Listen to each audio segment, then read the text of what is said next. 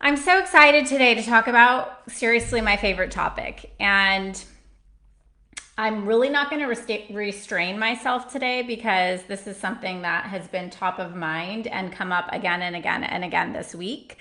And we talked last week about vision for company, and today I want to talk from a tactical standpoint about what it takes, what it means to prepare values for your company, to design your value system. Too often, I'll be working with a client, they'll call me and say, Kaeli, we need you to come in and tell us what our values are. And you cannot just create your values by, some abstract thing somebody else tells you. You can't ask somebody else to tell you what your value system is. It comes from you. And I get asked a lot about culture and what comes first. It's like the chicken or the egg.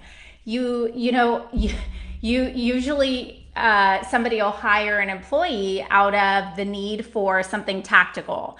They'll feel like they have a gap. There's a hole. I need help with this. And we're seeing this a lot right now as there's been quite a bit of turmoil in this pandemic time. Kaeli, I'm getting ready to hire somebody and I've got a lineup of patients. We have this pent up demand and I really need support here, here, and here. And so we get in this big fast hurry to hire and forget that, we're probably going to end up firing that person, not because of their performance, but because they end up not being the right fit for the business. And, that's sort of more a behavioral thing. Like, well, Susie was great. She's got this great experience. She came in, she brought a whole slew of patients with her and we're rocking and rolling and our revenues are up. And then she's starting to show up late, or she chews gum, or she's gossipy in the back, and it's just this drama situation. And that's too often where, our clients are like, all right, this isn't working. And when we go back to look at their job description, they're really doing their job. They're doing everything just fine. And so my answer to that question, chicken or egg, what comes first, culture or the team? The answer is always that you create the culture of your business. You don't bring a team on and then just whoop, there's culture, right? It has to be done intentionally. It has to be done early. So use my good friend Tony Hsieh as an example. You've heard of Zappos, the company that delivers shoes to your house, right? They actually pay their employees to leave. So when they hire them, they offer them a 3-month salary to just go ahead and quit because they want to make sure that they're bringing on the right people who are invested in the business, in the culture of the business, in the vision of the business, and that they're aligned with the value system that the business has put in place. So Tony Hsieh says that we're, quote, willing to give up short-term profits or revenue growth to make sure that we have the best culture. And so I will say till the day that I die that I believe that culture drives profits. And I want to explain to you guys why. Now, the goal for today on this live was to teach you how to create your company values, and we're going to get into that. But first, I want to talk about, why the company values are important, okay? So we talk about hiring for, tactical reasons as maybe, an impulse, and why it's more important as we've been going through this session after session.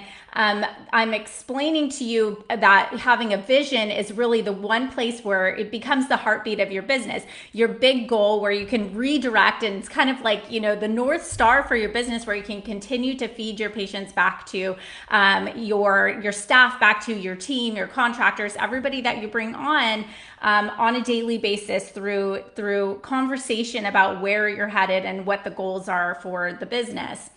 And so as we talk about the vision, the next thing in alignment with your vision is, what is the value system? And, I've talked to corporations before who will say, Kaeli, tell us what our values are. And I'll simply say, okay, well, what's important to you in an employee? And they'll say, well, integrity. Okay. Well, integrity is not listed as one of your core values. And I know when I was working with Bayer Healthcare, I knew what the values were and the vision and the mission, and I could read it and I could recite it like, I had to memorize it. But then I didn't really understand how it related back to what I was doing every single day. And so, it's incumbent upon you as a business leader to not only identify, what your true values are, but to be able to relate them back and talk with your staff every single day about what those values are. And I feel like I'm kind of glitching out on IG. So I'm going to try to get you guys back IG, but I'm going to continue on Facebook. So, sorry about that here. So in order to develop your values, right? An exercise I'd like to go through is thinking about who is your top, your favorite employee of all time. Who's that one employee that you just feel like absolutely goes above and beyond? They're the one that if you had, 10 of those, your business would just soar. Who is that employee? And that is how you want to define your values. So, a good exercise I did was I just sat down with a girlfriend and I just started talking about the best employee I ever had. She did this, he did that. She went, above and beyond. She was all in. She had a really great attitude. She was optimistic, always had fun, laughing. And as I'm kind of talking about this employee, I'm starting to kind of say some of the same things again and again and again. And so she's kind of like scribbling everything down, and so I'm like, going back, just kind of riffing off the top of my head. And I go back and look at the paper and it says some of the same three things, like again and again, goes all in, anytime that there's something, that the business needs, whether it's her job or not, she pitches in, right? This week I had a client call and say, oh, we had one employee who just told me that she's not going to do that because it's not in her job description. That just doesn't fly for me. Like, we're writing a job description because you have a role in this company, but it doesn't mean that you're not going to be responsible for pitching in to help the company achieve its ultimate goal. Okay. So one core value in my company is all in. We're all in, all hands on deck. We pitch in and we do things even when it's not our job to do them. Okay. And then the second way you can figure out your core value is really by describing the most challenging employee or contractor that you had. Who's like really giving you a bad time? Who have you struggled with? Why are they the most challenging? And what specific attributes do they have as a person that have, made them challenging for you? Again, this goes back to finding somebody who is the right fit for your business. Values are extremely important. In first of all, identifying them so that as you're identifying people to hire, that they are a fit within your value system. You create a culture by finding people who are aligned with your core values. Someone cannot figure out your values for you. Again, this is all about you. This is about the personality and the heartbeat of your business. Okay. Now, once you have a value system that everybody's aligned with, that's where the culture comes. That's the culture piece. That's where you create the kind of environment, the kind of personality, enthusiasm, the livelihood of the business. And like I said, the heartbeat of the business, right? And when you have a better culture, you have happier employees. Happier employees translates into happier patients. And happier patients turns into more referrals, cross-sells, upsells, right? That in turn results in more cash on hand. More cash on hand results in more influence, more authority, and more autonomy for your business. So I will argue all day that I strongly believe that culture drives profits because a strong team can make or break your business. The wrong people can absolutely ruin your business. You can be a master at your craft, but if you have the wrong people on your team, they can take your business the complete wrong direction. And on the flip side, if you have the right people, on your team, they can turn an underperforming business around. They can help figure out a solution, find a way to help you achieve your goals and to make sure that the business is moving on the right track toward that ultimate vision. But it starts by defining values. So what I want you to do as your homework is go through this exercise. Number one, to describe your most favorite employee of all time. and why are they your favorite? What are their most important attributes? And I'd love for you to just journal and don't really think about it. Don't hold yourself back. Just kind of keep writing. You could do what I did and have a friend write for you as you're continuing to talk and kind of rambling on. Or you could even talk into the notes in your phone and then listen back to it.